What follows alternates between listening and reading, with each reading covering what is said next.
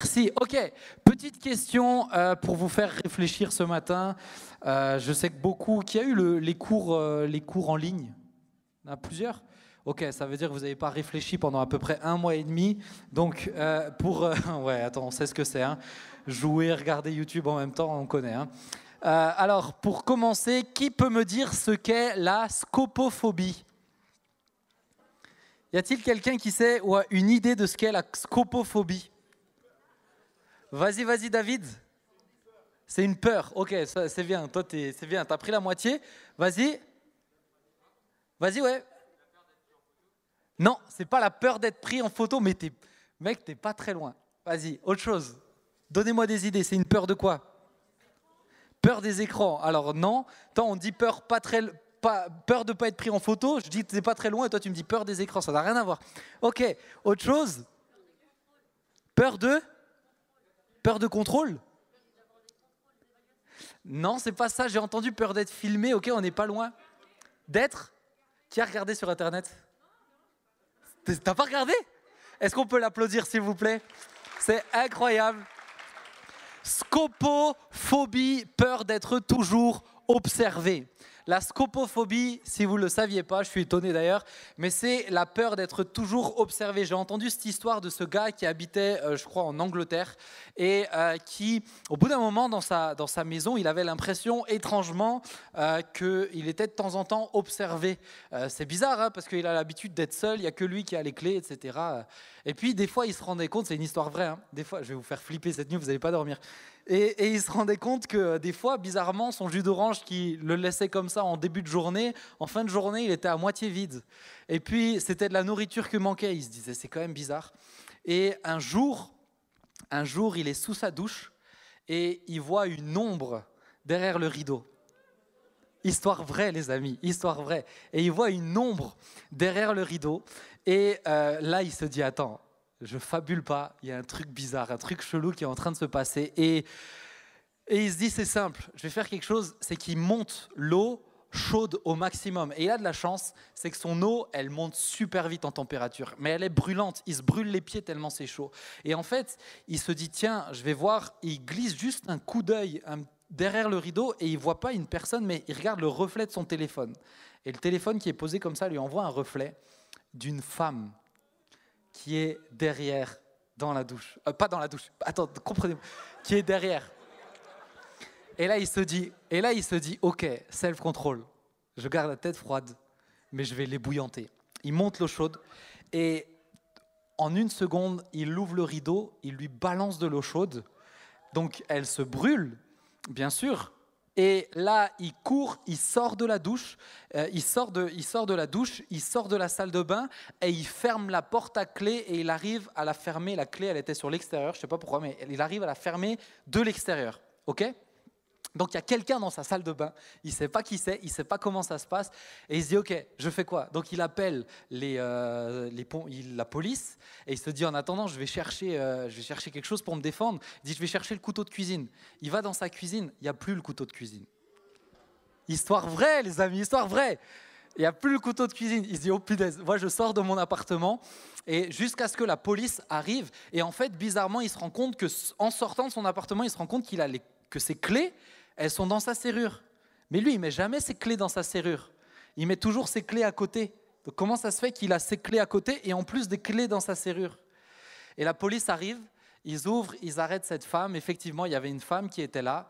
Et en fait, cette femme, c'était l'ex-locatrice de cet appartement. Elle avait fait un double des clés et de temps en temps, elle rentrait, elle l'observait et elle se servait. Et étrangement, elle avait le couteau de cuisine ce jour-là. Donc je pense qu'il s'est sauvé la vie. Histoire vraie. Voilà, donc dormez bien cette nuit. Pourquoi je vous parle ça? C'est sûr que quand tu vis un truc pareil, tu peux être scopophobe. C'est sûr que quand tu vis quelque chose comme ça, tu peux être scopophobe. Mais moi, j'aimerais te dire que de la même manière, même si tu es scopophobe ce soir, tu es observé. Dis à la personne à côté de toi, tu es observé. Mais pas dans un sens comme je viens de vous le décrire. Tu es observé par quelqu'un de très important. Alors là, vous allez me dire le parallèle, il n'est pas ouf, mais c'est par Jésus. Jésus t'observe. Il ne t'observe pas avec un couteau de cuisine, mais Jésus t'observe, mon ami. Ok ? Et le thème ce soir, c'est les deux piécettes. Il y a un moment, une histoire dans la Bible où on nous parle des deux piécettes. Un moment où Jésus nous regarde. Et on va le lire ensemble dans Marc 12, versets 41 à 44. Si vous avez votre Bible, vous pouvez l'ouvrir. Sinon, je vais le lire. Ça va s'afficher sur l'écran. Tu peux juste toujours bien suivre mon timing, hein, pas dire en avance. Hein, merci. Jésus, s'étant assis vis-à-vis du trône, regardait comment la foule y mettait de l'argent. Plusieurs riches mettaient beaucoup. Il vint aussi une pauvre veuve. Elle y mit 2 petites pièces, faisant un quart de sou. Alors Jésus, ayant appelé ses disciples, leur dit : « Je vous le dis, en vérité, cette pauvre veuve a donné plus qu'aucun de ceux qui ont mis dans le tronc. Car tous ont mis de leur superflu, mais elle a mis de son nécessaire, tout ce qu'elle possédait, tout ce qu'elle avait pour vivre. » On peut lire ensemble ce dernier verset. Vous êtes prêts ? Car tous ont mis de leur... Vous voulez me laisser tout seul comme ça ? Ok, je vais refaire.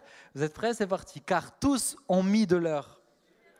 Mais elle a mis de son... Tout ce qu'elle avait pour...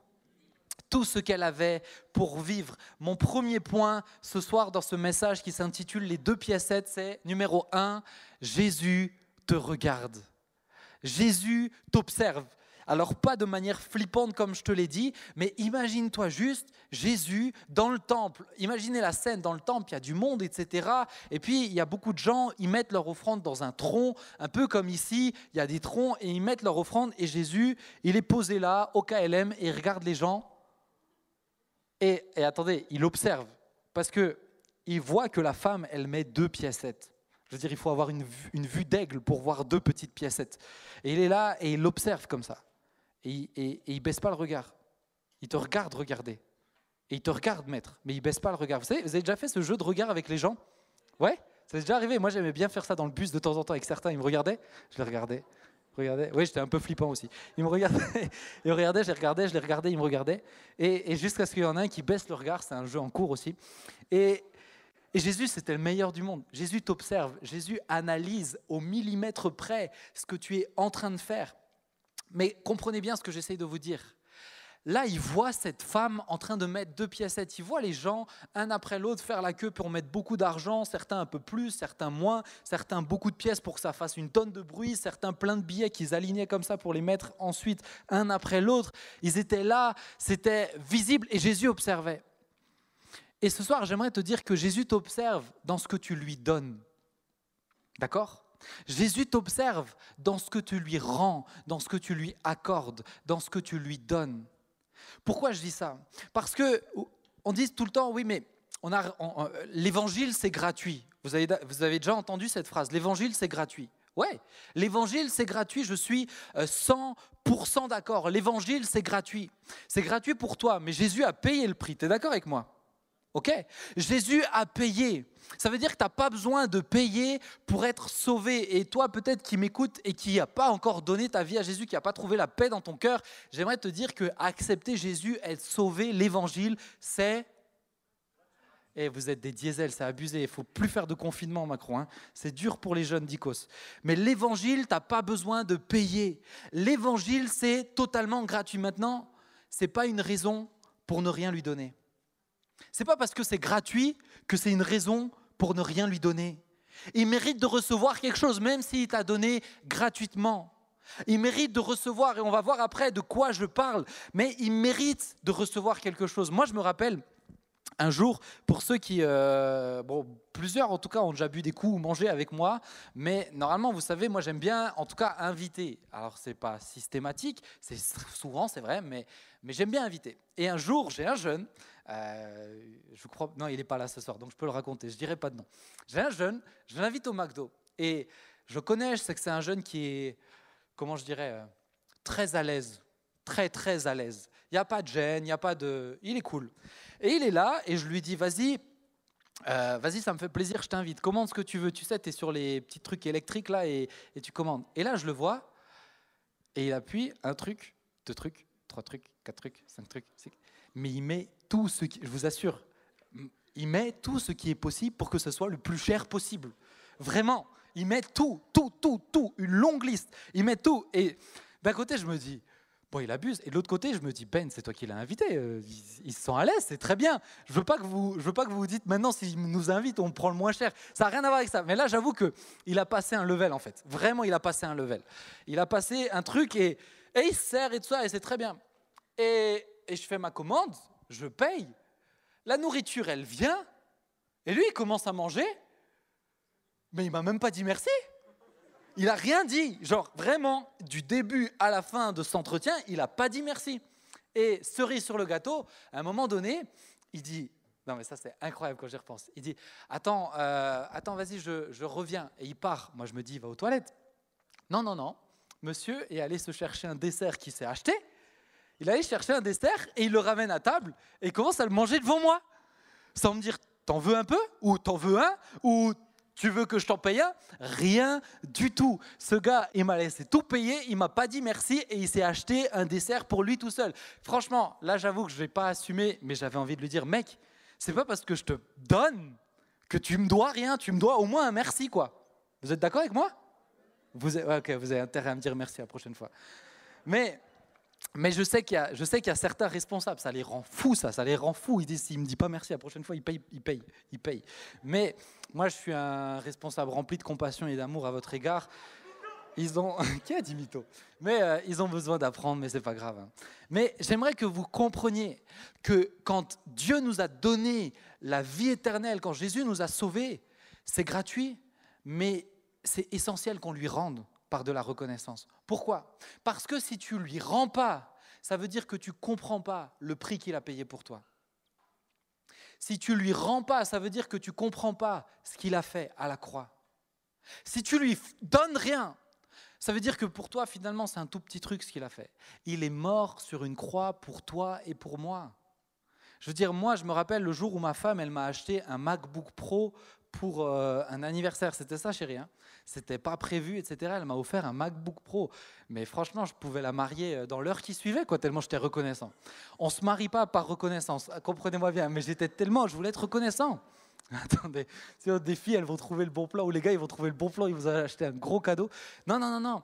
Mais si tu donnes rien, ça prouve que tu ne comprends pas le prix qu'il a payé pour toi. C'est bizarre de commencer, de reprendre sortie de confinement avec un message comme ça. Mais je ne suis pas juste en train de te parler d'argent, d'accord? Mais j'aimerais avant d'aller dans donner quoi, j'aimerais que tu comprennes, c'est essentiel que tu donnes quelque chose à Dieu, même si c'est 2 piécettes. Ça va pour vous? Vous êtes toujours avec moi? Ok, alors deuxième point, du coup, donner quoi? Qu'est-ce qu'il faut donner? C'est quoi? De quoi tu nous parles, Ben? Est-ce que tu décides de sortir du confinement en nous parlant d'argent tout de suite alors que tu ne l'as jamais fait? Oui et non, c'est-à-dire que je ne parle pas vraiment que d'argent, mais l'argent peut en faire partie. Pourquoi? Parce que presque tous ici, je suis sûr, vous avez un petit peu de sous.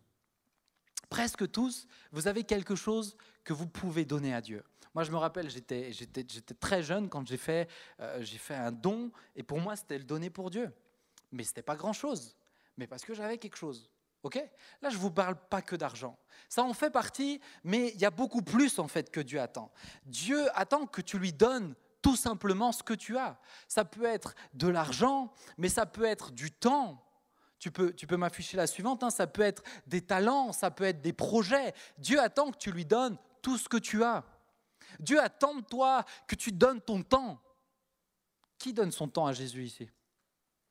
Ok, peut-être il y a un peu trop, pas assez de mains.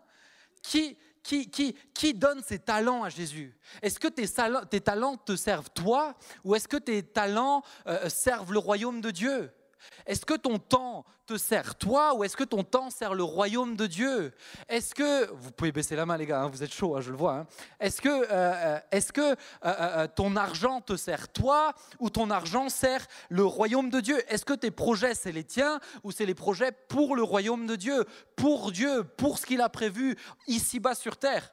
C'est ça que je dis. Et il y a plein d'autres exemples que vous pourriez trouver. Chacun a à se mettre devant Dieu pour réfléchir.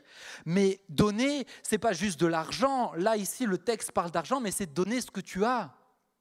Donner ce que tu as, donner tes rêves, donner ta façon de gérer les choses, donner ton temps, donner tes capacités, donner tes outils.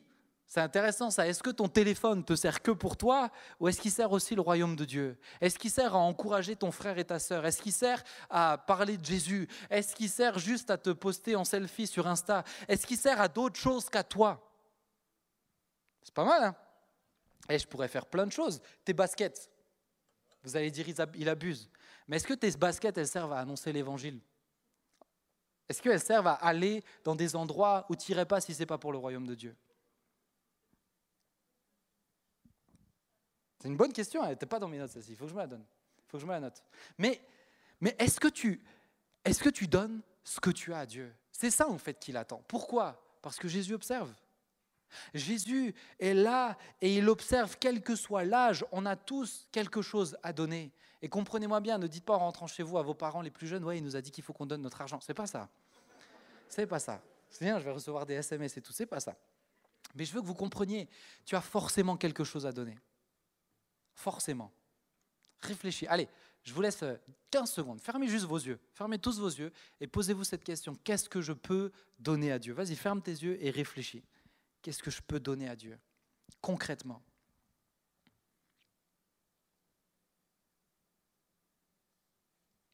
Ça peut même être ton compte Insta, tiens. Ok. Mon troisième point, c'est le superflu. Donne ce que tu as, mais le problème, c'est que, ok Jésus, mais les gars, les riches, ils ont donné ce qu'ils avaient, c'était à eux cet argent, vous êtes d'accord? Ouais? Oui? D'accord, merci. Oui, c'était leur argent. Et ils l'ont donné. La Bible ne dit pas qu'ils n'ont rien donné. La Bible ne dit pas que ces gens sont des radins parce qu'ils n'ont rien mis. Jésus a relevé ce qu'ils ont fait. J'aimerais que tu comprennes que Jésus n'a pas juste ignoré ce qu'ils ont fait. Jésus a dit, cette femme a donné plus qu'eux, mais ça veut dire qu'ils ont donné quelque chose.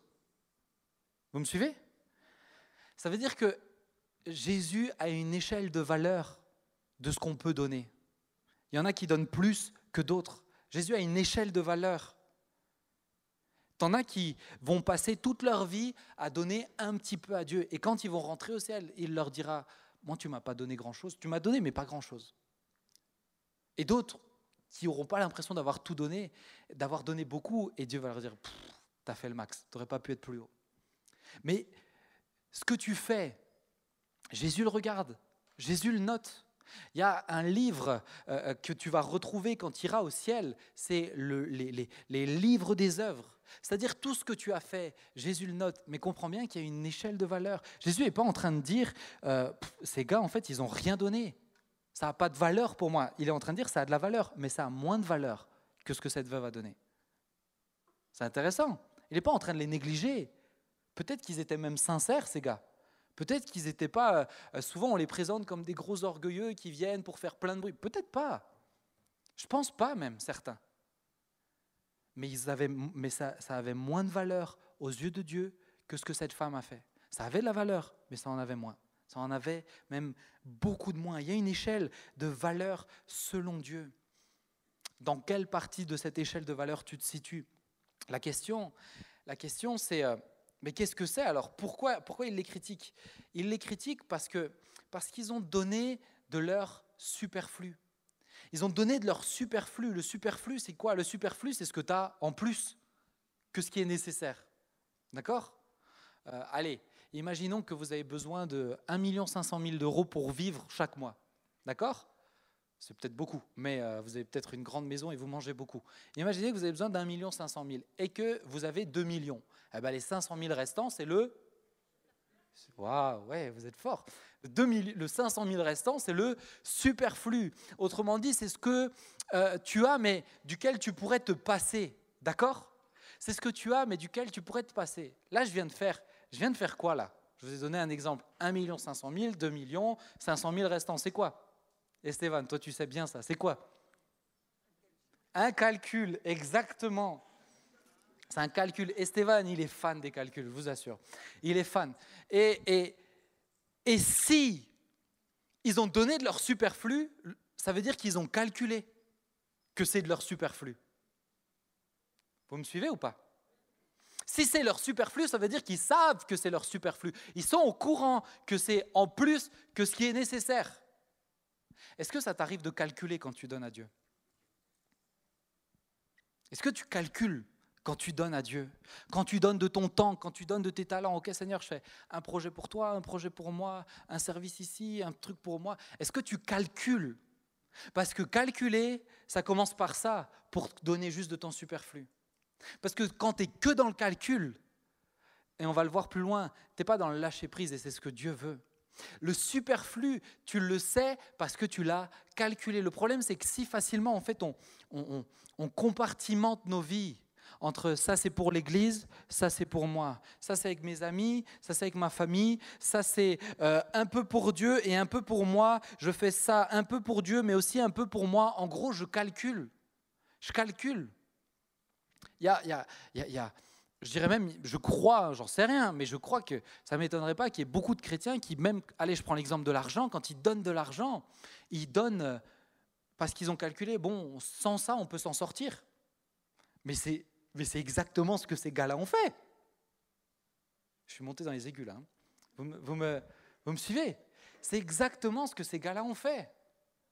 Moi, je me rappelle, Jonathan, mon frère, qui était en études de médecine, et pour ceux qui font ou ont fait médecine, je crois qu'il y en a que j'en ai vu là-bas. Hein. Ouais, ils sont là-bas. Salut les vieux. Quand tu fais médecine, la première année, c'est vraiment, en tout cas, ça avait l'air dur. C'était dur, les gars, médecine ou pas?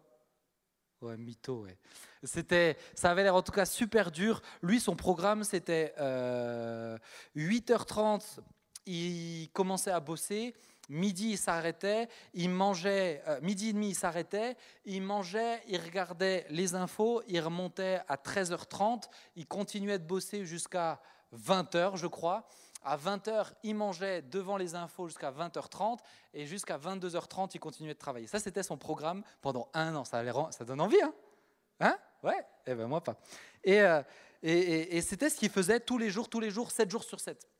Et à un moment donné, il était comme travaillé parce que Dieu le poussait à prendre le dimanche pour lui, pour le Seigneur, pas travailler. Il le poussait à ça. Et pour lui, c'était une bataille à l'intérieur parce qu'il calculait. Il disait, ouais, mais attends, ça fait, je ne sais pas combien d'heures de travail ça représente dans une journée, les horaires que je vous ai dit, mais il dit, mais ça me fait une journée en moins de révision. C'est énormissime. Ça doit être, c'est quoi, tu calcules là, hein?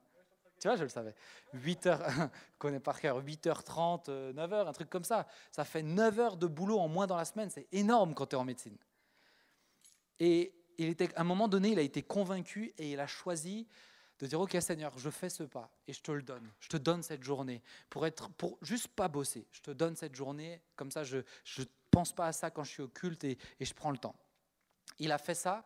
Et au final, il a réussi son année du premier coup, mais avec cette quantité de travail et de révision en moins. Pour lui, c'était pas de son superflu. Vous voyez ce que je veux dire? Vous me suivez ou pas? Ok. Pourquoi je vous dis ça? Parce que souvent, nous, on calcule et on compartimente. Alors, Jésus, c'est le numéro 1. Ensuite, dans ma vie, ma priorité, c'est ma femme. Ensuite, ma femme et mon fils. Et ensuite, c'est l'église et ma famille. Et ensuite, c'est les cours et mes potes. Et tu mets des stades, en fait. Mais Jésus n'a jamais demandé ça. Jésus n'a jamais demandé qu'il soit le numéro 1 dans ta vie. Est-ce que vous lisez ça dans la Bible? Tu ne le vois pas dans la Bible. Parce que Jésus n'a jamais demandé qu'il soit le numéro 1. Parce que s'il est le numéro 1, il n'est pas le numéro 2. Et il n'est pas le numéro 3 non plus. Et lui, il nous dit qu'il veut être tout, en fait, tout simplement. Jésus est en train de nous dire qu'il veut être tout. Il ne veut pas juste être le numéro 1, il veut être tout. Ce n'est pas Jésus au numéro 1, c'est Jésus au centre. Pourquoi? Je veux m'arrêter sur cette petite veuve. C'est mon dernier point. Je veux m'arrêter sur cette petite veuve. Regardez, c'est mon dernier point. Jésus ne regarde pas comme nous. Jésus ne regarde pas comme nous. Nous, on regarde à ce qui brille. Nous, on regarde à ce qui claque aux yeux. Nous, on regarde à ce qui est attirant, sincèrement. Je vais être très honnête. Je sais que je vais en décevoir certains, et ma femme la première. Mais si tu me demandes de choisir entre un voyage aux Seychelles, ouais non, ça ne me donne pas très envie. Qu'est-ce qui me donne envie? Ok. Si tu me demandes de choisir entre, tiens, un nouveau MacBook Pro et un dessin de mon fils, sincèrement, je sais. En plus, il y a écrit Papa, je t'aime. Ça me fend le cœur de devoir dire ça. Mais je vais être honnête. Je vais être honnête. Mike, tu choisis quoi? Le MacBook. On est d'accord? Et ça, en plus, je vois Papa, je t'aime. Je sais qu'elle l'a aidé à l'écrire et tout ça. C'est terrible. Ça me fend le cœur. Mais sincèrement, je choisis le MacBook. Les amis, vous choisirez tous le MacBook. Là, vous faites comme ça parce que vous n'avez pas d'enfant. Chérie, tu choisis le... Merci. Voilà. Quelqu'un de raisonnable, je le savais. On s'est bien marré pour ça. Mais vous réagissez parce que vous n'avez pas l'enfant. Mais vous verrez. Franchement, mais Jésus, je suis sûr, ne choisirait pas ça. Parce que Jésus ne regarde pas comme nous. Jésus ne regarde pas comme nous. Nous, si on était à la place de Jésus, assis, en train d'observer les gars au tronc, sincèrement, moi, la petite grand-mère, là, je me serais vraiment dit, quelle radine celle-là. Franchement, honnêtement, je me serais dit, c'est vraiment une radine. Les autres me seraient dit, ça, c'est des personnes qui aiment le royaume de Dieu. Vraiment, ça, c'est des personnes qui aiment le royaume de Dieu. Le truc, c'est qu'on est comme ça. Et que tu le veuilles ou non, on est comme ça. Maintenant, j'aimerais te faire comprendre que Jésus, lui, ne fonctionne pas comme ça. Jésus ne pense pas, Jésus ne regarde pas à ça. Jésus ne met pas en avant ce qui te semble, toi, être quelque chose de bon. D'accord ? Ça veut dire que si maintenant tu dis, allez, je donne tout pour le Seigneur, j'ai une belle voix, je vais le donner pour être dans les cœurs, et qu'au fond, Dieu sait que c'est pour que tu te mettes en avant, Dieu ne prendra pas beaucoup de plaisir à ce que tu vas lui donner. Parce que Jésus regarde à ton cœur. Il ne regarde pas comme nous. Il ne pense pas comme nous. Il n'est pas comme nous. Cette femme, qu'est-ce qu'elle fait ? Cette femme, et c'est intéressant, si on reprend le texte, juste le verset 44, s'il te plaît, si tu peux me l'afficher. Le verset 44, cette femme, on voit qu'elle donne tout ce qu'elle a. Car tous ont mis de leur superflu, mais elle a mis de son nécessaire, tout ce qu'elle possédait, tout ce qu'elle avait pour vivre. Moi, j'aime beaucoup parce que, d'abord, ça nous dit, elle a mis de son nécessaire. D'accord, son nécessaire, ça veut dire, ok, tu le donnes, c'est chaud, c'était important.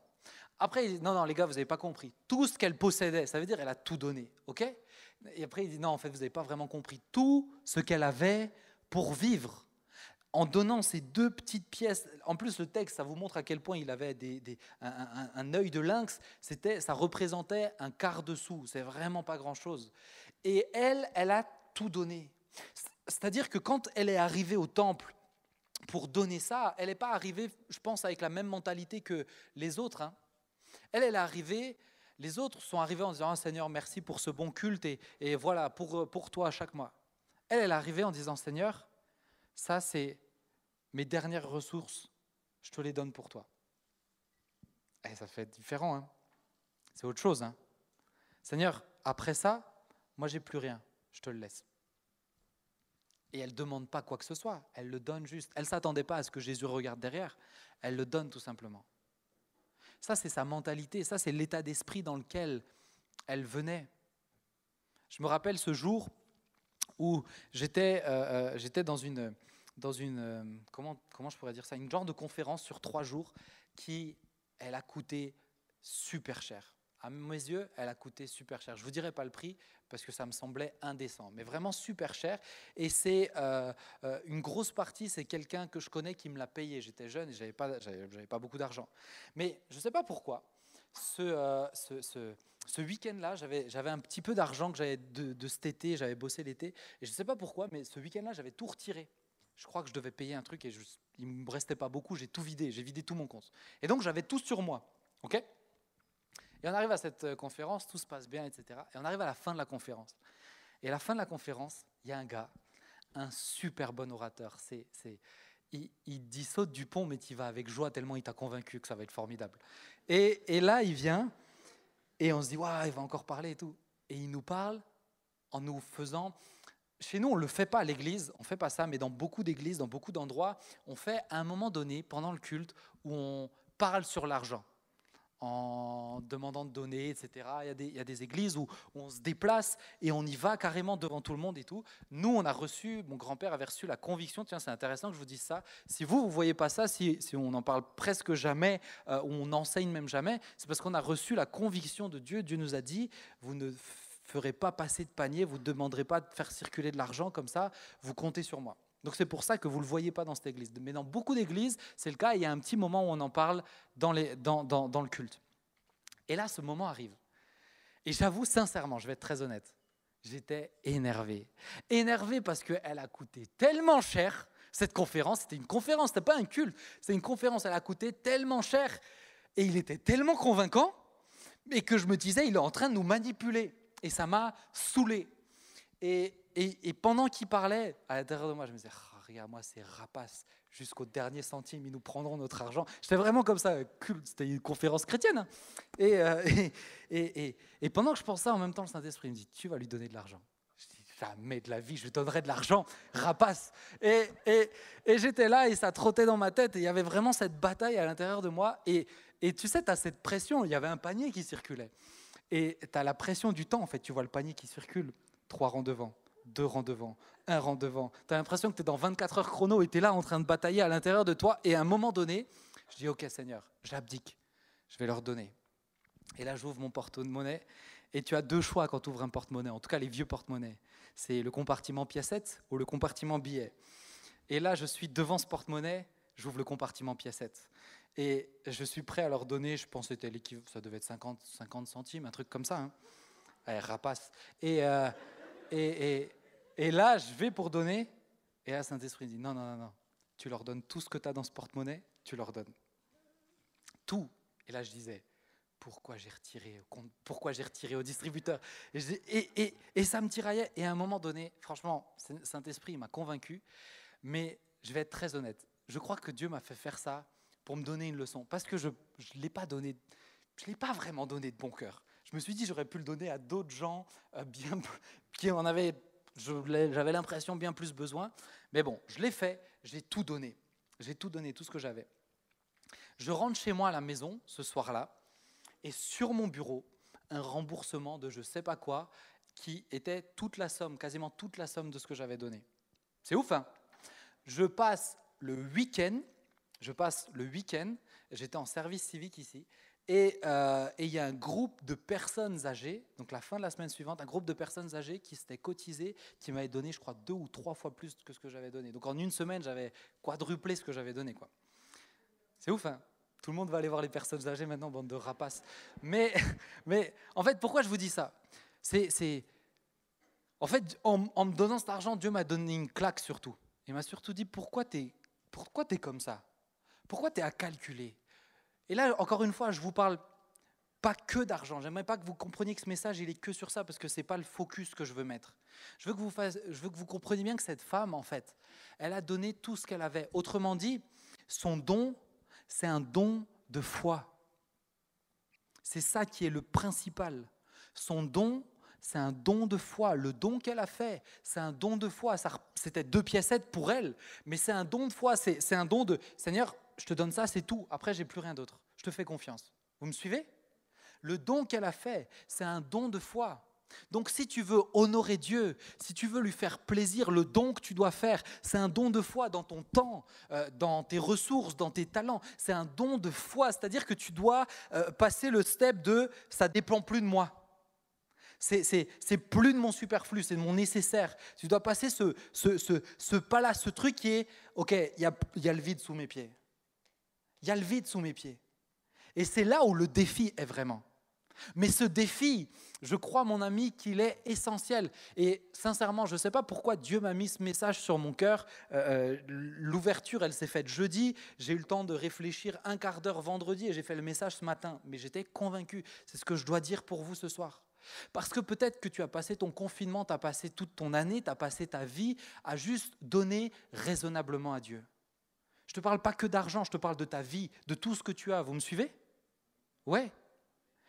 Dieu attend que tu lui donnes tout. Dieu attend que tu fasses un don de foi, de ton nécessaire, de ce qui est vital. Dans ta façon de gérer tes relations, c'est plus toi. Tu lui fais confiance, tu lâches prise, tu perds pied. Dans ta façon de gérer tes talents, tu lâches prise, tu perds pied. Dans ta façon de gérer ton couple, tu lâches prise, tu perds pied. Dans ta façon de gérer ton temps, de gérer ton argent ou tout ce que tu veux, tu lâches prise, tu perds pied. Tu ne donnes pas de ce qui te semble raisonnable. Tu donnes tout. Là, j'attendais un amen quand même. Tu donnes tout. On arrive bientôt sur la fin de l'année, mon ami. C'est peut-être le moment de switcher dans ton cerveau. C'est peut-être le moment d'arrêter d'être un jeune chrétien qui aime Jésus, mais qui aime Jésus raisonnablement. Qui aime Jésus et qui lui donne, mais raisonnablement. C'est convenable, c'est beau, peut-être qu'on t'applaudit, mais Jésus est devant le tronc. Et peut-être que d'autres, les riches, étaient applaudis par les autres, étaient admirés, comme moi je l'aurais fait. Mais Jésus est devant le tronc, en train de te regarder et en train de dire, mais t'es sérieux toi ? Après tout ce que j'ai fait pour toi, tu comptes ? Tu es raisonnable. Tu as l'impression que moi j'ai été raisonnable en étant sur la croix pour toi? Les amis, c'est ça la vie avec Jésus. C'est ça qui est stimulant. C'est ça qui est challengeant. Je ne suis pas, vraiment, j'insiste, je sais que je suis lourd sur ça, mais je ne suis pas en train de vous dire videz votre compte bancaire. Ce n'est pas à propos d'argent que je vous parle. C'est à propos d'état de cœur. Vous me suivez? C'est à propos d'état de cœur. Je ne veux pas compter dans le temps que j'accorde à Dieu. Je ne veux pas compter. Je ne veux pas compter.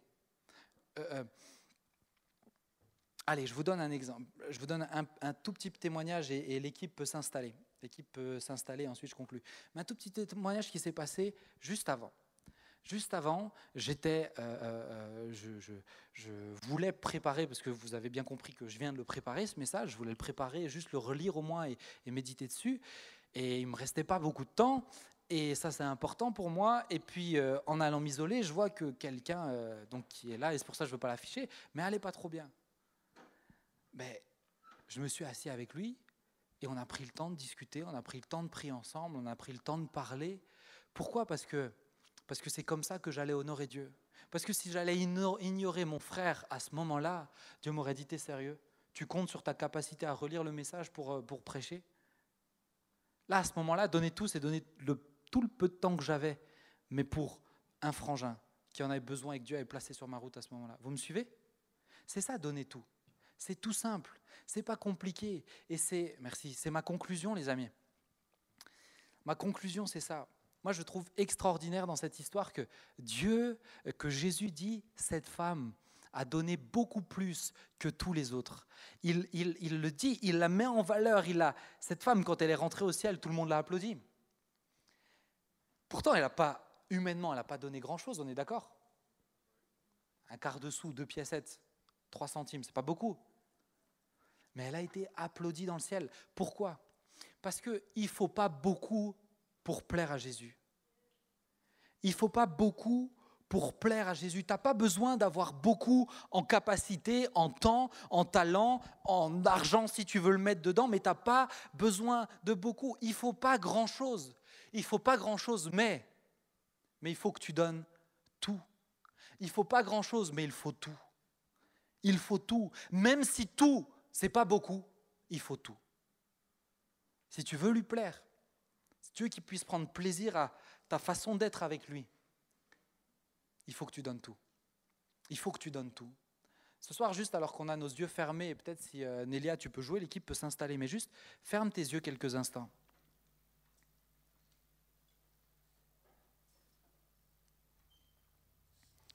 Ferme tes yeux quelques instants.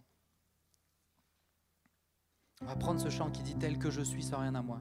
Mais encore une fois, moi j'ai vraiment senti le Seigneur me pousser à donner ce message et je crois que ça parle à plusieurs. Mais c'est quelque chose qu'on peut dire souvent, que tu peux entendre souvent, mais la vérité, c'est pas que ça change quand il y a un déclic. Ça change quand tu choisis que ça change.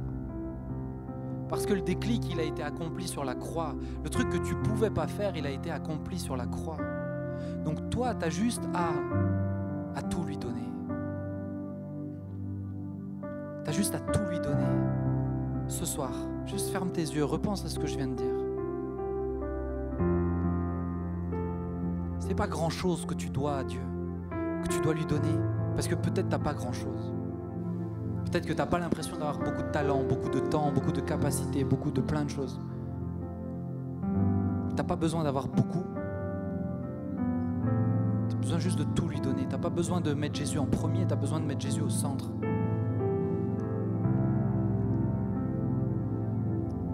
Ce soir, juste ferme tes yeux. Fais quelques instants un face à face avec Dieu.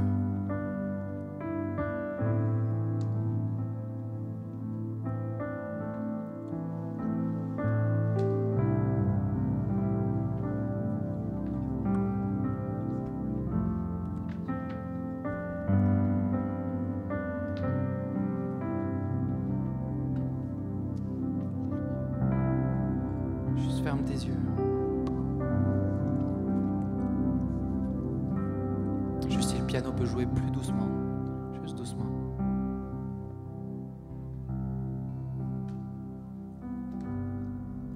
Plusieurs, vous vous rendez compte ce soir que si Dieu m'a poussé à prêcher ce message, c'est un appel pour vous, parce que vous calculez, parce que vous êtes à moitié, parce que vous, dans votre relation avec Dieu, vous êtes à moitié.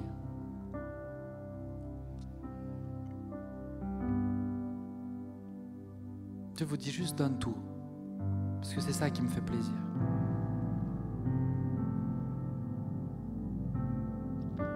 Est-ce que je peux te demander, toi qui es concerné par ce message, quel que soit l'angle qui te concerne, mais juste si c'est ton cas et que tu veux prendre une position devant Dieu, juste de te lever à ta place, alors que tous les yeux sont fermés, on n'est pas là pour se regarder, mais si c'est ton cas et que tu veux prendre une décision, lève-toi à ta place.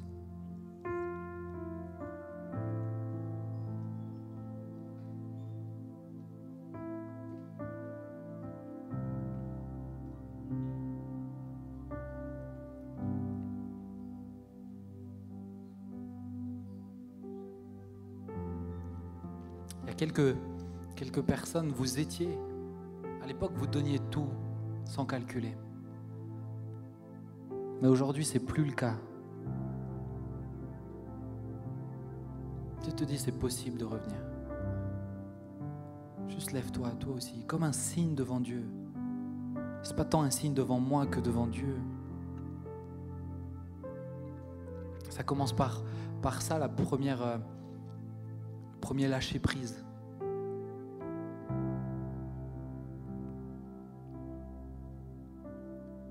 Je veux prier pour vous, mais d'abord, je veux que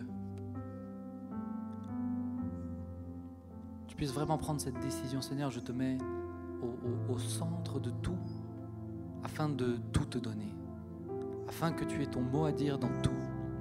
Il n'y a rien de compartimenté chez moi, il n'y a plus rien de compartimenté. Il n'y a rien qui est à moi et le reste à toi. Toi qui es debout, juste prends cette décision. Une fois que tu l'as prise, la décision c'est entre toi et toi.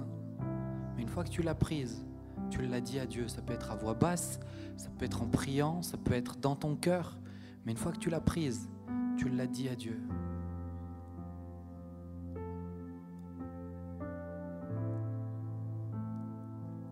Jésus.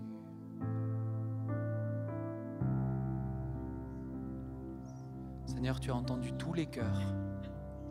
Chaque personne qui a pris une décision parce qu'elle avait besoin d'en prendre une. Peut-être qu'il y en a qui ont pas, qui donnent déjà tout, et je suis tellement heureux pour cela. Mais on est une famille et on se soutient les uns les autres. Et Seigneur, ensemble, toi qui es assis, prie pour les autres, prie pour ceux qui sont debout. Seigneur, je prie pour eux en te demandant vraiment ta grâce et en te demandant, Seigneur, de les aider à vivre dans le choix qu'ils viennent de prendre. Il n'y a pas besoin de strass, de paillettes pour être transformé dans nos choix. Il y a besoin de ta présence et de ton sceau, Saint-Esprit. Alors je te prie que ton sceau descende sur eux et que tu puisses leur donner la force, la foi pour vivre toujours dans un don de soi, un don de foi. Seigneur, je prie vraiment que leur vie soit centrée sur toi, que tu ne sois pas en premier dans leur vie, mais que tu sois le centre. Seigneur, je prie vraiment que dans tous les domaines, tous les aspects, tout ce qu'ils sont, tout ce qui les compose, tout ce qu'ils ont, eh bien Père, que tu sois dedans, qu'ils puissent tout te donner sans compter, en acceptant, Seigneur, de marcher les pieds dans le vide. Seigneur, de marcher sur la foi, de marcher sur ce que, Seigneur, on ne regarde pas à notre capacité de réflexion, de calcul, d'anticipation. On regarde à toi, Jésus, et on regarde à ce que tu peux faire. Même si moi, j'ai l'impression que je perds pied et que je vais me noyer si je fais ce pas de foi, je crois que tu pourvoiras. Seigneur, je te prie pour cela, s'il te plaît. Je te demande ta grâce et vraiment comme un feu, un zèle, une passion, Seigneur, pour la marche par la foi qui est formidable, remplie de défis, mais extraordinaire. Je prie qu'il puisse la recevoir au nom de Jésus. Merci pour ta présence. Merci pour ta vie, que, Seigneur, ce groupe de jeunes soit un groupe de jeunes qui soit connu pour être un groupe de jeunes qui calcule pas, qui calcule pas dans sa façon de prier, qui donne tout, qui donne toutes ses tripes, qui calcule pas dans sa façon de te louer, qui donne tout, qui donne toutes ses tripes, qui n'est pas en train de dire « ouais, mais je chante pas assez bien, mais les autres, qu'est-ce qu'ils vont en penser ?» Seigneur, quand on donne tout, on donne sans calculer, sans réflexion autre que juste te faire plaisir à toi, parce que tu es mort sur une croix pour nous. Alors je te prie de manifester ta grâce, de manifester ta présence et de manifester ta puissance, Père. Merci pour tout ce que tu nous donnes. Seigneur, nous voulons tout te donner en retour, même si ce n'est pas grand-chose, nous voulons tout te donner en retour. Tous ceux qui sont d'accord avec ça disent Amen.